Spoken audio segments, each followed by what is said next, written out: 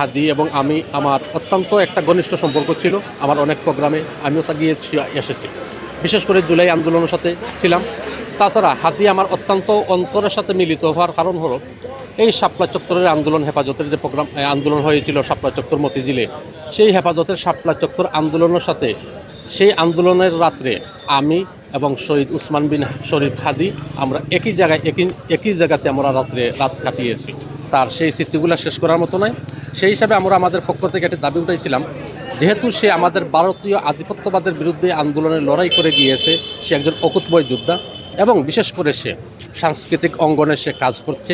তার সেই আশা ছিল সাংস্কৃতিক অঙ্গনকে ভালো একটি কাজ ইস্টাবলিশ করার জন্য। তাছাড়া সে একজন বিদ্রোহী আমাদের জাতীয় কবি কাজী নজরুলের একজন উত্তরসূরি হিসেবে আমরা তাকে মনে করে নিতে পারি এবং ধরতে পারি। সেই দৃষ্টিপাতের দিকে আলোকপাত করেই আমরা আমাদের পক্ষ থেকে গতকাল যে দাবিটি উঠিয়েছিলাম যে আমাদের শহীদ উসমান বিন হাদিকে তাকে 3টি জায়গায় মধ্যে দাফন করার নির্ধারিত স্থান উল্লেখ করেছিলাম। প্রথম দাবি ছিল আমাদের এই প্রাণকেন্দ্র ঢাকা বিশ্ববিদ্যালয়ে জাতীয় কবি নজরুলের সমাধির পাশে।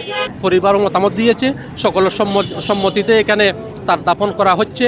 আমি সকলের নিকট কৃতজ্ঞতা জানাচ্ছি।